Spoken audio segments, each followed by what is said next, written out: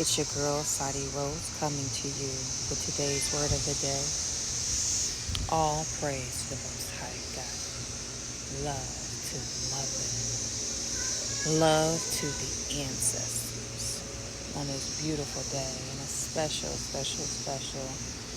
happy Father's Day to the men out there.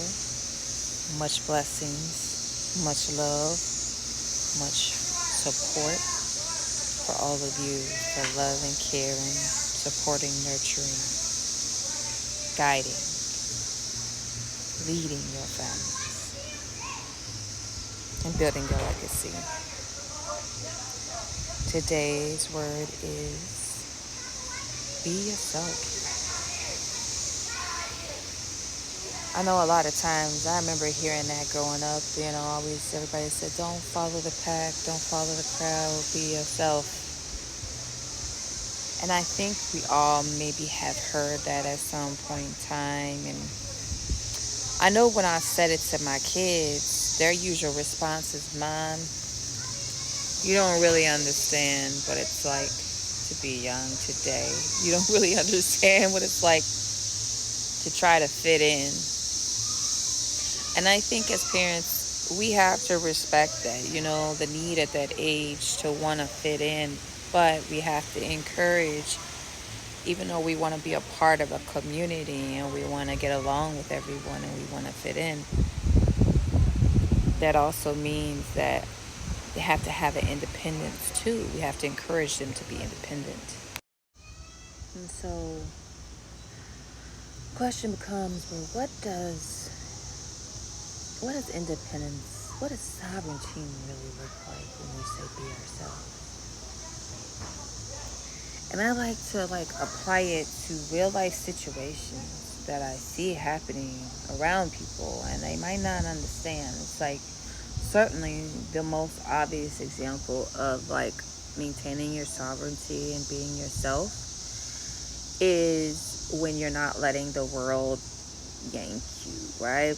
You're not letting the world decide who you're gonna be, telling you mass media, hip hop, whatever distortion of mainstream hip hop exists now, feeding all the garbage to our youth, perverting the real hip hop, promoting us killing each other, promoting the drugs, promoting the fast life, promoting the flashiness of life instead of the substantive, real, the trueness of life, as well as inspiring us to be our true versions of ourselves, to really discover that, to be the nerd, to be the creative, to be the artist. So just not falling in line with what society tells us. But let's take it a step deeper. I am a Black woman. There are a lot of different things the world try to tell me about myself in terms of who I should be. A lot of labels, before I left Muncie, Indiana, I had people trying to tell me what I was going to be and what I was going to do. I wasn't going to be nothing. I was going to be on drugs. I was going to have kids. I wasn't ever going to leave. Try to tell me a lot. Sorry, y'all. The sun is blazing on me. Hold on now. Let me move around so I can focus. Wow. Woo. Bad. But yeah, what I was going to be.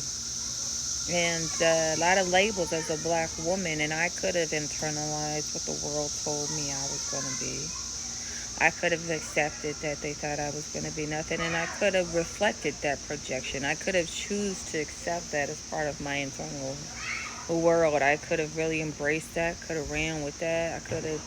I could have accepted that no one thought that I would ever leave or make anything of myself. And instead, I chose to reject that vision of my life, and I chose to rebel against it, and I chose to stand for everything that I desired, and I choose not to limit myself to the limitations that the world decided to put on me.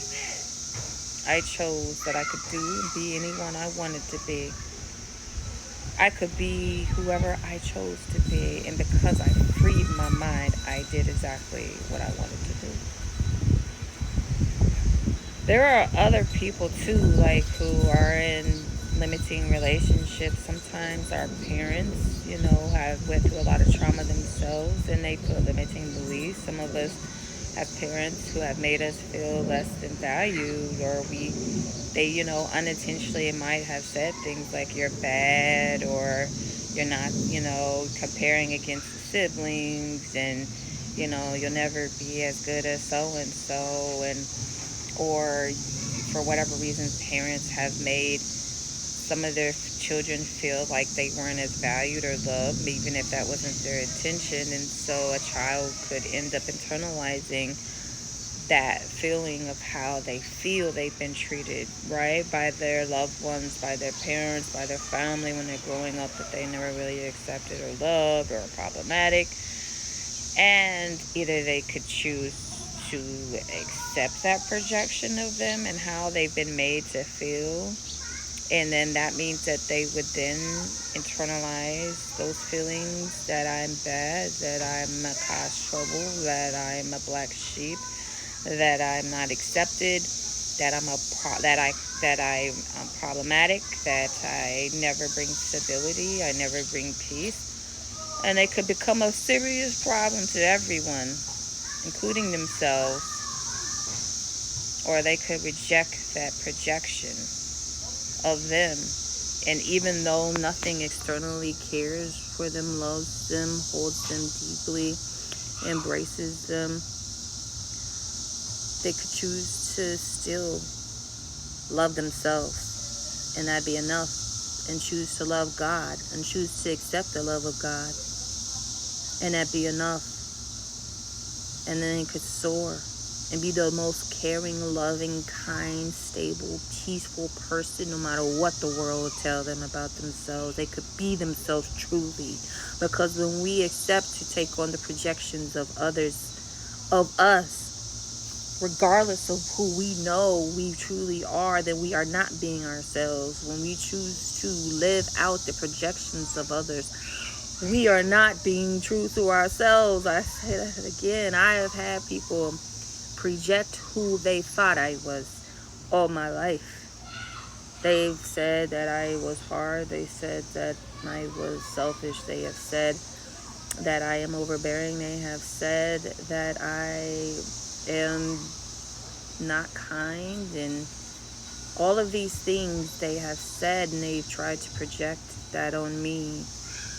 And that just was never the truth. It was never reality. I was always the one being kind, compassionate, caring, loving, even when they were not being. Even when they were threatened by my mere light and my mere presence, I have stayed constant. And no matter who they told me that I was being, I have kept constant, and I have stayed true to myself, because I know the truth and God knows the truth. And at the end of the day, now everyone is starting to see.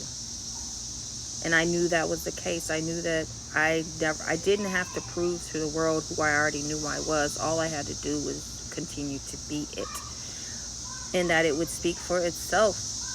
It is so important that when we say be yourself, it means really be yourself. Don't take on the projections the world tries to put on you.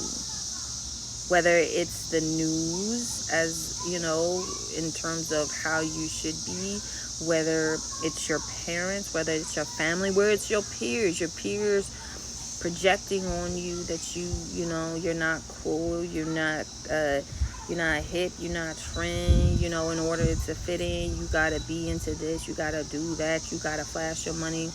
No, be true to yourself. How do you see your money? How do you see your life? How do you see your happiness? Don't let nobody